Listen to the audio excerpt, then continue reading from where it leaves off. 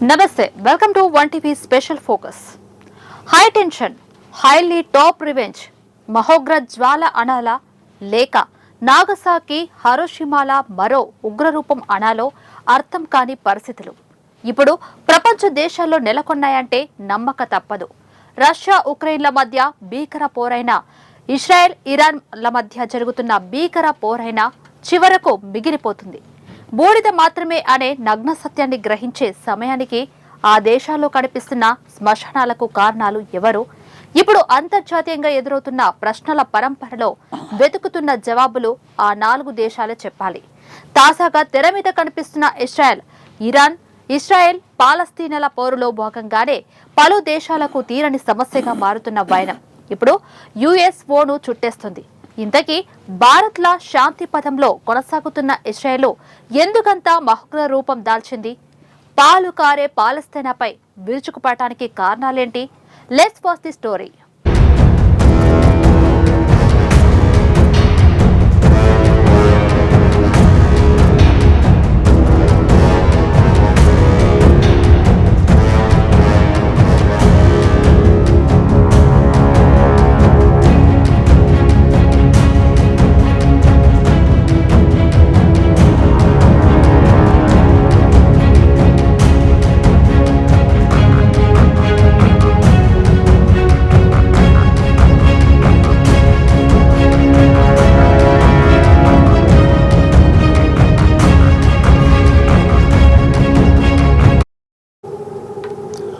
ఓట్టోమన్ సామ్రాజ్యం ఈ పేరు ఏదో స్టోరీ కోసమో లేక పిట్టకథల కోసమో పెట్టిన పేరు కాదు. విన్న పేరు అసలే కాదు. ఆ మాటకొస్తే ఈ పేరు వినని వారు మనలో చాలామంది ఉన్నారు. ఇంతకీ ఈ సామ్రాజ్యం ఎక్కడ ఉంది, దీని ప్రాముఖ్యత ఏంటి అనే సందేహానికి ప్రత్యక్ష నిదర్శనం 1922 సంవత్సరానికి ఉన్న ప్రపంచ చరిత్రను తప్పక తిరగేయాల్సి ఉంటుంది. చారిత్రాత్మకమైన టర్కిష్ భాషలో ఈ సామ్రాజ్యం పేరు కనిపిస్తుంది. అనాటోలియాలో కేంద్రీకృతమైన ఈ సామ్రాజ్యం ఆగ్నేయ, పశ్చిమాసియా, ఉత్తర ఆఫ్రికాలో 16 నుంచి 18 శతాబ్ద కాలంలో దీని ప్రత్యేకత గురించి చరిత్రలో లిఖించబడింది.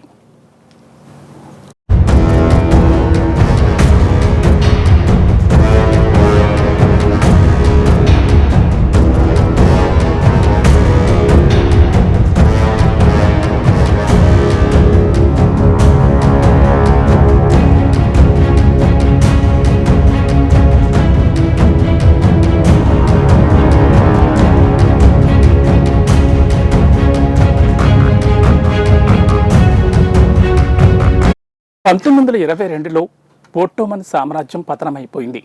ఆ తర్వాత పాలస్తీనా స్వయం పరిపాలనా విధానానికి మొగ్గు చూపడంతో అరబ్బులు, యూదుల మధ్య ఘర్షణలు తలెత్తాయి. అప్పటి వరకు యూకే ఆధిపత్యం కింద ఉన్న పాలస్తీనాలో తమ సైన్యాన్ని 1947లో ఉపసంహరించుకుని పాలస్తీనాకు స్వయం ప్రతిపత్తి కలిగించాలని నిర్ణయించింది.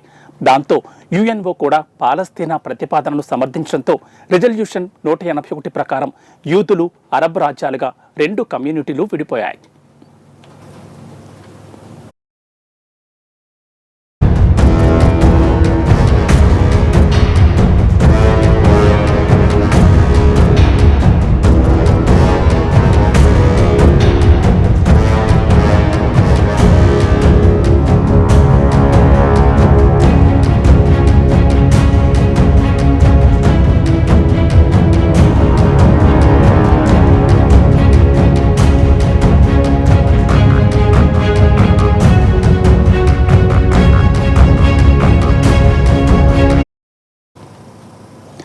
అనంతరం 1948 మేలో బ్రిటిష్ దళాలు ఉపసంహరణతో సరిహద్దులు, భద్రత, భూ యాజమాన్యం తదితర అంశాల్లో 2 కమ్యూనిటీల నుంచి ఇజ్రాయెల్ ఏర్పడినట్లు చరిత్ర చెబుతోంది. ఆ తర్వాత కూడా యూదులు, అరబ్బుల భూపోరు ఓ కొలిక్కి రాలేదు. 1948 నుంచి 49 మధ్య కాలంలోనూ 1956, 1967, 1973, 1982, 2006 సంవత్సరాల్లో సరిహద్దుల పోరు, భూమి, వర్గ వైషమ్యాల అంశాలు యుద్ధాలకు దారితీసినట్లు చరిత్రలో లిఖించబడింది.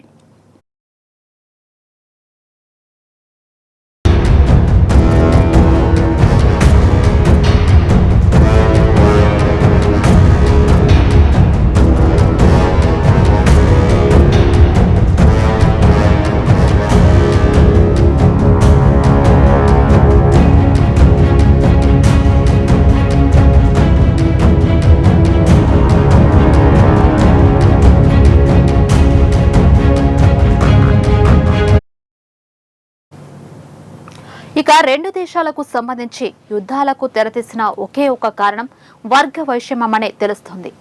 ఈ కారణంగానే 1978 నవంబర్ 30న నేతన్యా నుండి జెరూసలేంకు యూదులు ప్రయాణిస్తున్న బస్సుపై అరబ్లు ఆకస్మికంగా దాడులు చేశారు. అదిగో అప్పటి నుంచి అరబ్లకు యూదులకు మధ్య చెలరేగిన రణరంగం ఇప్పుడు ఇజ్రాయెల్ పాలస్తీనాల భీకర యుద్ధంగా మారిందనడంలో సందేహం లేదు.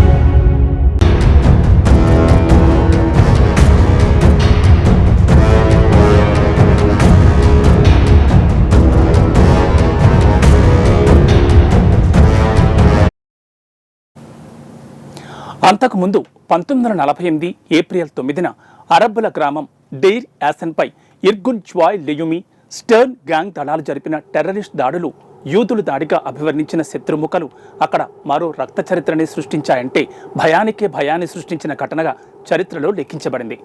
అపార్థాలే అనర్థాలకు కారణమనే చందాన అదను కోసం ఎదురుచూసిన అరబ్ దళాలు హడస్సా ఆసుపత్రికి వెళుతున్న యూదుల కాన్వాయ్పై దాడి చేశారు.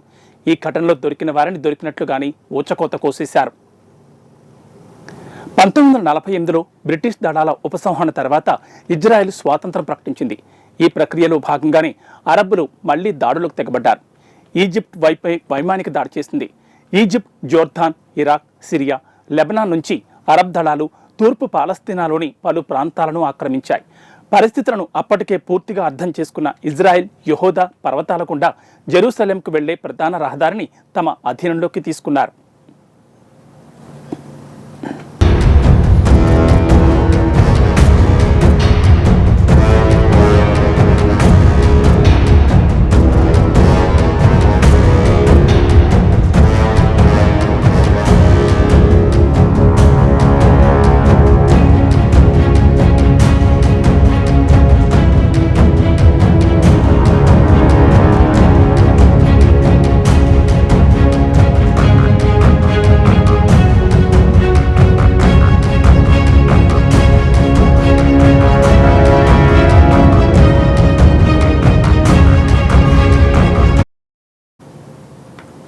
ఇక అప్పటి నుంచే ఇజ్రాయెల్ అరబ్ దేశాలపై నిజంగానే కన్నెర చేసింది. ఒక్క గాజా మినహా మాజీ ఈజిప్ట్, పాలస్తీనా సరిహద్దు వరకు తమ అధీనంలోకి తెచ్చేసుకుంది. ఇజ్రాయెల్ 1949లో ఇజ్రాయెల్ అరబ్ దేశాల మధ్య సరిహద్దుల వివాదంలో కొనసాగుతున్న యుద్ధాన్ని తాత్కాలికంగా విరమించాలని ఒప్పందాలు జరిగాయి. యుద్ధం ఫలితంగా ఇజ్రాయెల్లో శరణార్థుల సంఖ్య విపరీతంగా పెరిగింది. 1982లో జరిగిన లెబనాన్ యుద్ధంలో దారుణ మారణకాండకు ఇక్కడ రక్తం నిజంగానే ఏరులై పారింది. సినాయ్ నుంచి ఇజ్రాయెల్ పూర్తిగా వైదొలిగిన 6 వారాలలోపే పాలస్తీనా ఇజ్రాయెల్పై దాడికి దిగింది. దాంతో ఇక సామరస్యం పనికిరాదనుకున్న ఇజ్రాయెల్ పూర్తి స్థాయిలో రణరంగానికి దిగినట్లు తెలుస్తోంది. అప్పట్లోనే పాలస్తీనియన్లు జరిపిన వరుస బాంబు దాడుల్లో అనేక మంది ఇజ్రాయెలీలు హతమైపోయారు.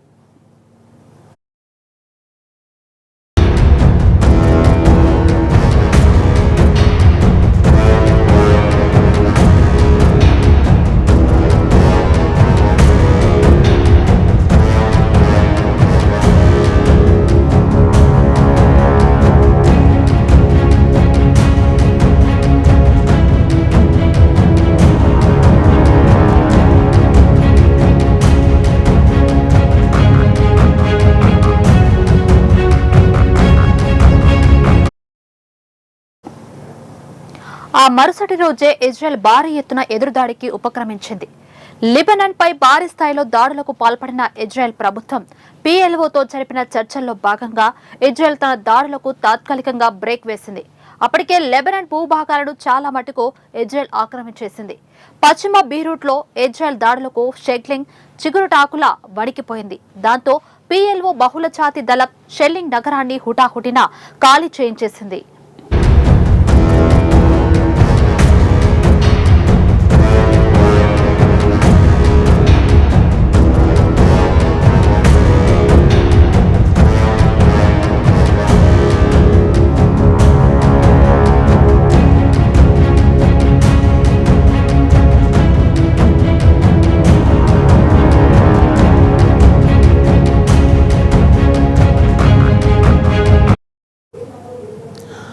1985 నాటికి ఇజ్రాయిల్ లిటానీ నదికి ఉత్తరాన ఉన్న ప్రాంతాల నుంచి తమ సైన్యాన్ని ఉపసంహరించుకుంది.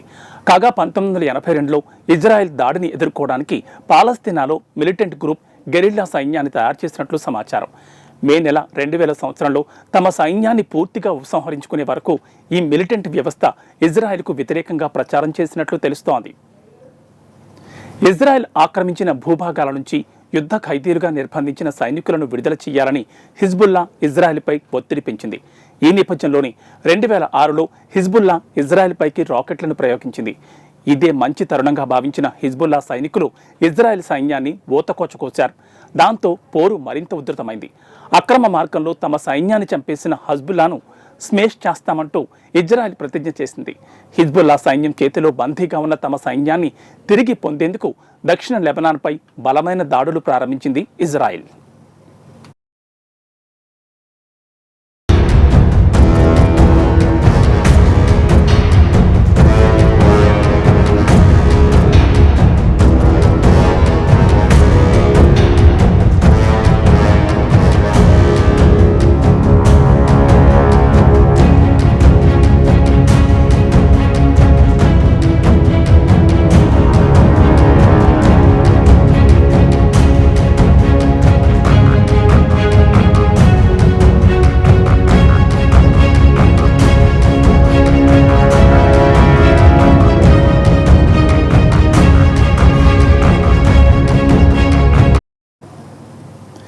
ఈ దాడుల్లో 1000 మందికి పైగా లెబనాన్లో మరణించినట్లు ఇజ్రాయెల్ పేర్కొంది. సుమారు 1 మిలియన్ మంది ప్రజలు తమ ప్రాణాలను గుప్పెట్లో పెట్టుకుని వేరే దేశాలకు పారిపోయారనేది స్థానిక మీడియా సంస్థలు ప్రచురించాయి. అపహరణకు గురైన సైనికులను 2008 తర్వాత పలు చర్చలు జరిగాయి. ఆ తర్వాతే వారి అవశేషాలను ఇజ్రాయెల్కు అప్పగించినట్లు చరిత్ర చెబుతోంది. ఇజ్రాయెల్ టెక్నాలజీ 20-21 దశాబ్దం నుంచి ప్రపంచ దేశాలను తలదన్నే విధంగా రూపుదిద్దుకుంది. దానికి తోడుగా అగ్రరాజ్యం అమెరికా కూడా మద్దతుగా నిలవడంతో ఈ యుద్ధం ఇప్పుడు ప్రపంచాన్నే చుట్టేసేలా కనిపిస్తుందని అభిప్రాయాలు పలువురు నుంచి వ్యక్తమవుతున్నాయి.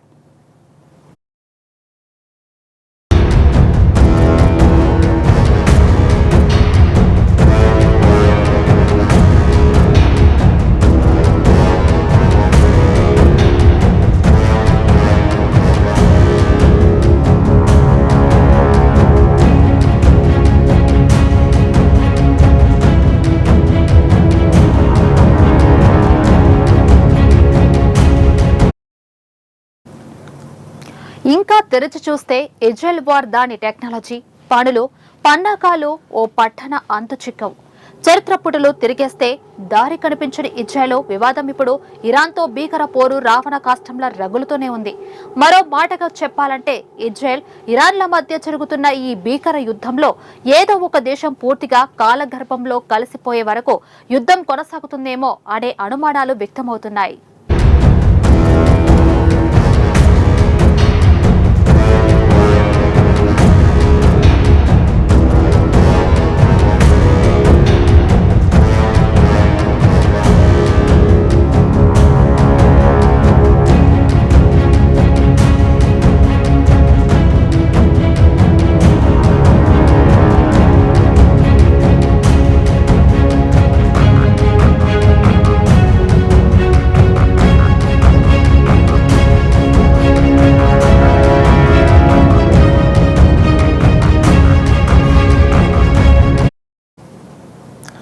(1980కి ముందు నుంచే ఈ రెండు దేశాలు దోస్తీకి నజరానా అనే చందాన చట్టా పట్టాలేసుకుని తిరిగాయి.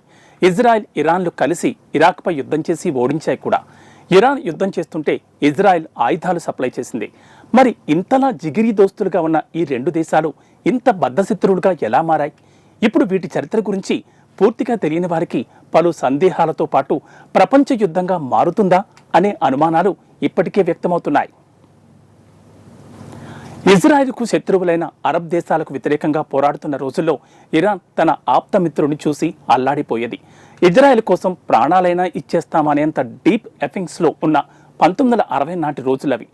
Iran Shah Mohammad Reza Pahlavi ఆధ్వర్యంలో కొనసాగుతున్న ఇరాక్ నాయకత్వాన్ని ఇరాన్ పూర్తిగా వ్యతిరేకించింది. భద్రత, ప్రాంతీయ ఆశయాలకు ఇరాక్ పరిపాలన ఉందంటూ ఆరోపించింది. ఆ నేపథ్యంలోనే ఇజ్రాయెల్కు చేరువైంది ఇరాన్.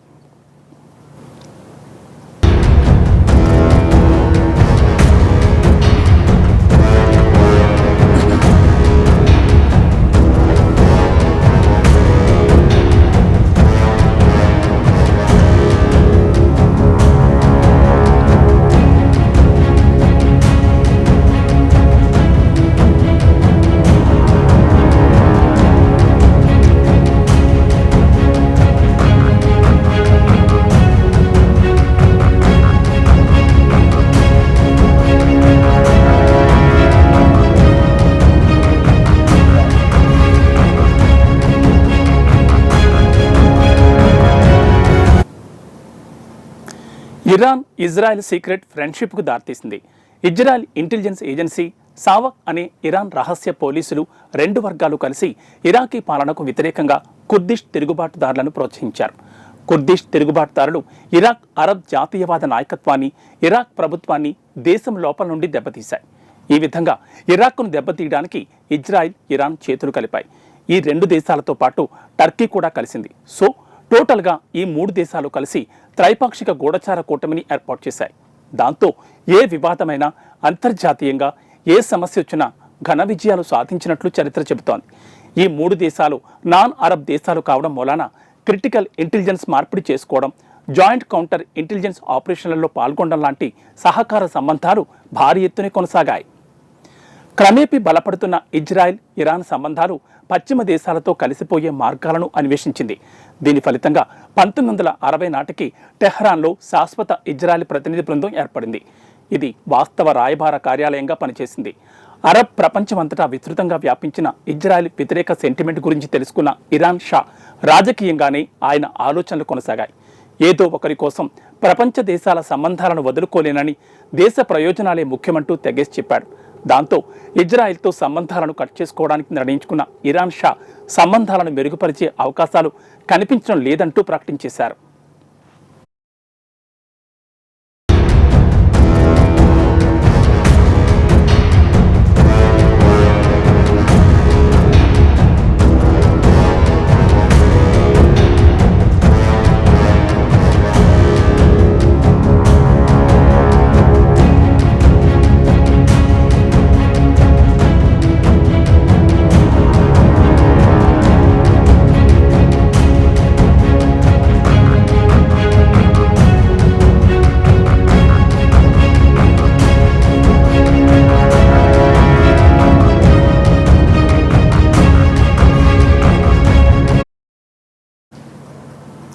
రాజకీయ ప్రయోజనాల కోసం చిరకాల మిత్రుని వదిలేయాలని నిర్ణయించుకున్న ఇరాన్ షా ఇజ్రాయెల్పై ఘాటు విమర్శలకు దిగాడు. దాంతో ఆయన మాట్లాడుతున్నది ఎందుకు, ఏమిటి, ఎలా అనే ప్రశ్నలకు సమాధానాలను రాబట్టుకునే ప్రయత్నంలో భాగంగానే ఇజ్రాయెల్ పలు అంచనాలను వేసింది. కానీ ఏదో ఓ కొలిక్కి రాకపోవడం ఇజ్రాయెల్కు కొంత మైనస్ పాయింట్ గానే కనిపించింది. 1979 నాటికి ఇరాన్ ఇస్లామిక్ విప్లవ దేశంగా మారిపోయింది. దానిని ఇజ్రాయెల్ వ్యతిరేక ఇస్లామిక్ రిపబ్లిక్ గా మార్చి వేయడంతో ఇజ్రాయెల్లో ఓ కొలిక్కి వచ్చేసింది. మిత్రలాభం కాస్త మిత్ర భేదంగా మారడానికి కారణాలను ఓవైపు అన్వేషిస్తూనే ఇరాన్లో సంభవించిన మార్పులపై పూర్తిగా పరిశీలిస్తూనే వచ్చింది.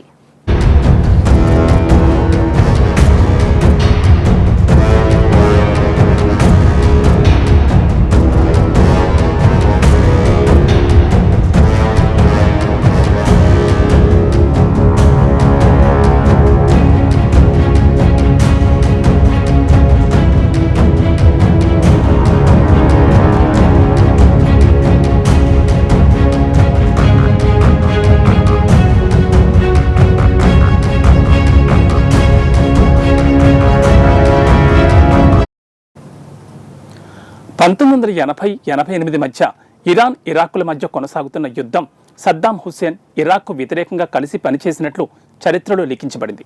మరోవైపు ఇజ్రాయెల్ కూడా ఇరాన్కు సహాయం చేస్తుండటంతో ఆ రెండు దేశాల మధ్య మైత్రి అప్పటికే చాలా బలపడినట్లు తెలుస్తోంది. 1980-1988 ఇరాన్, ఇరాక్ యుద్ధం కొనసాగుతుండగా సద్దాం హుస్సేన్ ఇరాక్కు వ్యతిరేకంగా కలిసి పనిచేయడం వల్ల కలిగే ప్రయోజనాన్ని ఇరు దేశాలు గుర్తించాయి. 1980లో ఇజ్రాయెల్ కూడా ఇరాన్కు సహాయం చేసింది. మరోవైపు అమెరికా, రష్యా దేశాలు కూడా ఇరాక్కు బలమైన ఆయుధాలు అందించి సహాయం చేశాయి.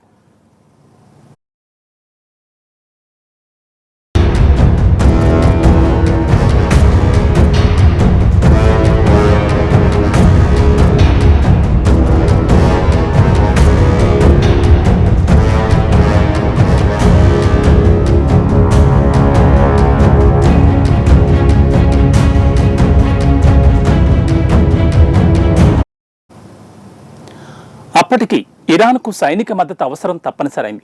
ఇరాన్, ఇరాక్ యుద్ధంలో ఐరాన్ వనరులు కోల్పోయింది. దాని ఆర్థిక వ్యవస్థ తీవ్రంగా దెబ్బతింది. ఈ క్రమంలోనే ఇరాన్ అనుబంధ సంస్థ హిజ్బుల్లాహ్ చేతిలో ఉన్న అమెరికన్ బందీలను విడుదల చేయడానికి ఇజ్రాయెల్ మధ్యవర్తిత్వం చేసింది. లెబనాన్లో ఆయుధాల అమ్మకాలతో కూడిన రహస్యమైన ఒప్పందం కూడా జరిగినట్లు తెలుస్తోంది. 1990 నాటికి ఇజ్రాయెల్, ఇరాన్ల మధ్య స్నేహం పూర్తిగా దెబ్బతిందనే చెప్పాలి. ఒకప్పుడు రెండు దేశాలను ఏకం చేసిన భౌగోళిక రాజకీయ అంశాలు, అరబ్ సోషలిజం, సోవియట్ ప్రభావం, ఇరాక్ శత్రుత్వంతో అంతమైపోయాయని చెప్పాలి. దాంతో ఇప్పుడు హిజ్బుల్లా, హమాస్ వంటి తీవ్రవాద సంస్థలకు ఇరాన్ మద్దతిస్తున్నట్లు అంతర్జాతీయ విశ్లేషకులు అంచనా వేస్తున్నారు.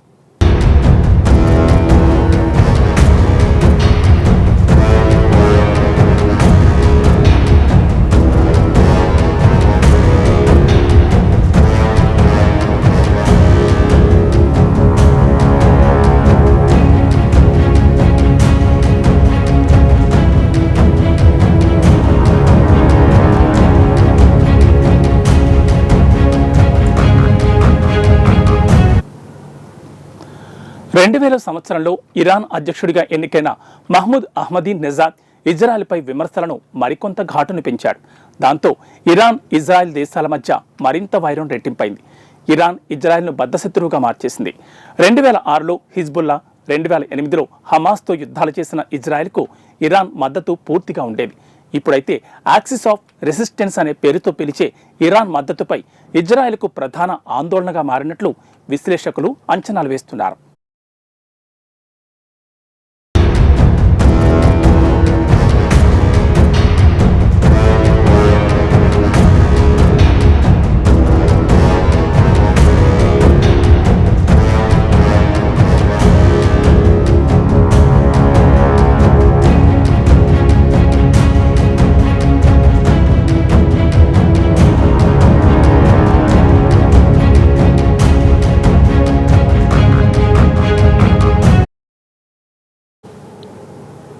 రాజకీయాల్లో శాశ్వత శత్రులు, శాశ్వత మిత్రులు ఉండరంటారు. కానీ ఒకరిని వీడి ఒకరు ఉండలేని రెండు దేశాల అధినేతలు, రెండు దేశాల భౌగోళిక స్వరూపాలు ఇప్పుడు ఒకరిపై ఒకరు, ఒకరిని మరొకరు బూడిద చేసుకోవడానికే పన్నాగాలు పడుతున్నారు. తా పరిణామాల ప్రకారం మిసైల్స్లో ఇరాన్పై దాడులు చేస్తున్న ఇజ్రాయెల్ దారుణమారణ కాండను తలపిస్తుంది. తెగపడిన తలలు, చెల్లాచెదురైన శరీర భాగాలు, గుర్తుపట్టలేని భయానక దృశ్యాలు రామాయణం, భారతం లాంటి పురాణాల్లో కూడా కనిపించవు.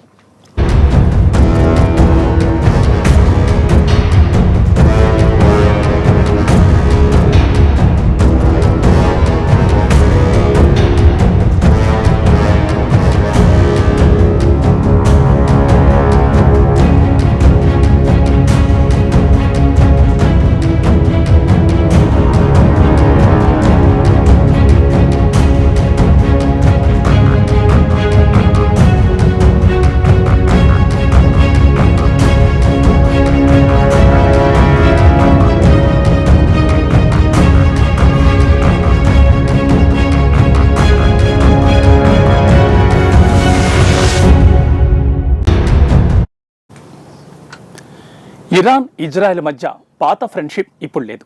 రెండు మధ్యప్రాచ్య దేశాలు ఇప్పుడు పూర్తిస్థాయి యుద్ధం అంచనున్నాయి. గాజాలో హమాస్, లెబనాన్లోని హిజ్బుల్లా, యెమెన్లోని హౌతీలపైన ఇజ్రాయెల్ భీకర దాడులు చేస్తోంది. ఫలితంగా లెబనాన్లో పౌరులు కూడా మృతి చెందినట్లు హిజ్బుల్లా ప్రకటించింది. హిజ్బుల్లా టార్గెట్గా ఇజ్రాయెల్ దాడులు తీవ్రం చేసింది. ఈ నేపథ్యంలో ప్రజలను లెబనాన్ విడిచి వెళ్లిపోవాలని ఇజ్రాయెల్ ప్రజలకు వార్నింగ్ కూడా ఇచ్చేసింది. ఇజ్రాయెల్ తమపై ప్రయోగించే ఆయుధాలను ధ్వంసం చేసే ప్రక్రియలో భాగమే తమ దాడులకు కారణమంటూ ఇజ్రాయెల్ ప్రకటించింది. ఇజ్రాయెల్ దాడుల్లో హిజ్బుల్లా డ్రోన్ చీఫ్ హతమైనట్లు ప్రకటించారు. లక్షలాది మంది పౌరులు మరణించినట్లు తెలుస్తోంది. మరోవైపు పశ్చిమ ఇరాన్లో యుద్ధ విన్యాసాలు ప్రారంభించిన ఇరాన్ ఇజ్రాయెల్పై తిరుగులేని దాడికి ప్లాన్ చేసినట్లు తెలుస్తోంది. దాంతో అమెరికా, ఇజ్రాయెల్ అలర్ట్ అయ్యాయి. పశ్చిమాసియాకు అణ్వాయుధాలను మోసుకెళ్లే సబ్మరైన్ను పంపిన అమెరికా ఏ పరిస్థితులైనా గట్టిగానే ఎదుర్కొనేందుకు సిద్ధమైంది. దక్షిణ లెబనాన్ నుంచి ఉత్తర లెబనాన్ మధ్య ఉన్న పట్టణాలను, పల్లెలను కూడా ఇజ్రాయెల్ వదలడం లేదు. బీరూట్ పైన ఇజ్రాయెల్ బాంబులతో విరుచుకుపడుతోంది. మృతుల్లో అనేక మంది చిన్నపిల్లలు కూడా ఉన్నారు. మరోవైపు ఇరాన్ కూడా ఇజ్రాయెల్ ముఖ్య పట్టణాల్లో తీవ్రమైన దాడులు జరిపి ఏకంగా ఓ పట్టణాన్ని నేలమట్టం చేసిన ఘటనతో ఇజ్రాయెల్ పీక్ స్టేజ్కి వెళ్లిపోయినట్లు తెలుస్తోంది. ఇక ఈ యుద్ధం ముగిసేలోపు రెండు దేశాల్లోని కొన్ని పట్టణాలు కానీ లేక రెండు దేశాల్లోని ఏదో ఒక దేశం గాని ప్రపంచ పటం నుంచి కనుమరుగైపోవడం ఖాయంగానే కనిపిస్తోంది. చివరికి రెండు దేశాల పోరు ప్రపంచ దేశాలకు పాకనుందా అనే అనుమానాలు కూడా వ్యక్తమవుతున్నాయి. మరోవైపు ఇజ్రాయెల్కు అమెరికా మద్దతు పలకడం, ఆ దేశానికి అమెరికా ఆయుధాలు సరఫరా భీకర పోరుకు మరింత ఆజ్యం పోసినట్లయింది. దాంతో మునుపటి కంటే ఒకేసారి ముగ్గురు శత్రువులతో ఇజ్రాయెల్ పోరాడుతున్నట్లు స్పష్టమవుతోంది.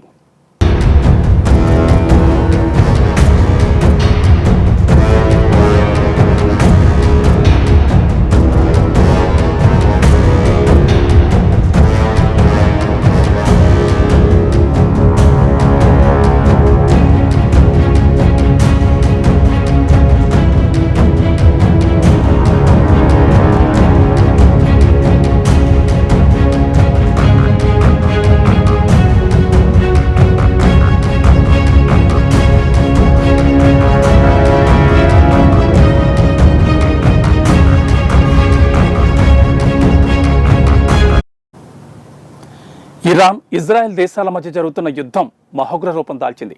కాగా అరబ్ దేశాలు మాత్రం తాము ఎవరి పక్షాన ఉండకుండా తటస్థంగా ఉండాలని నిర్ణయించుకున్నట్లు తెలుస్తోంది.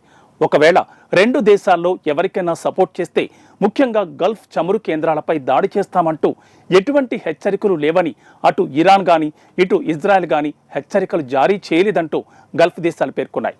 కాకపోతే ఇజ్రాయెల్కు మద్దతుగా నిలిస్తే మాత్రం చమురు కేంద్రాలపై దాడులు చేస్తామంటూ ఇరాన్ గతంలోనే హెచ్చరించింది.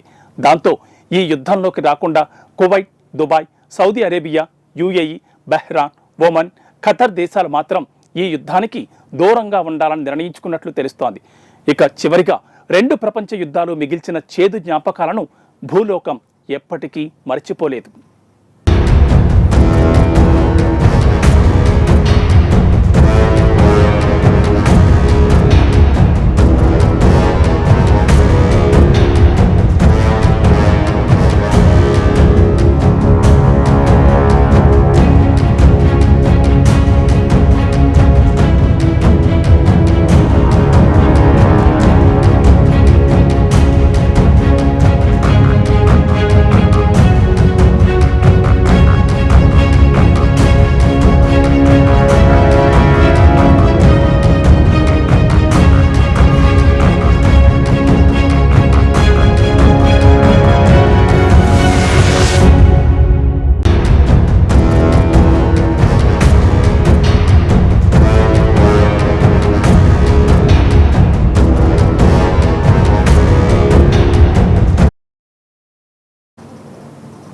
ఇక తాజా పరిణామాల్లో అటు ఉక్రెయిన్తో రష్యా, ఇటు ఇరాన్తో ఇజ్రాయెల్ చేస్తున్న భీకర పోరు దేనికి సంకేతం? ఇప్పటికే ఇది మూడో ప్రపంచ యుద్ధానికి దారితీస్తుందేమో అనే అనుమానాలు అంతర్జాతీయంగా వినిపిస్తుంటే చిరు దేశాలతో పాటు అభివృద్ధి చెందుతున్న దేశాల్లో కూడా ఒకంత కలవరం మొదలైంది. ఇక రాబోయే మహాగ్రహాన్ని ఎలా తప్పించుకోవాలి, ఏం చేస్తే బాగుంటుంది, జరుగుతున్న కల్లోలంలో భారత్ పాత్ర ఎలా ఉండబోతుంది? మీ అభిప్రాయాలను, సలహాలను, సూచనలను మాతో షేర్ చేసుకోండి.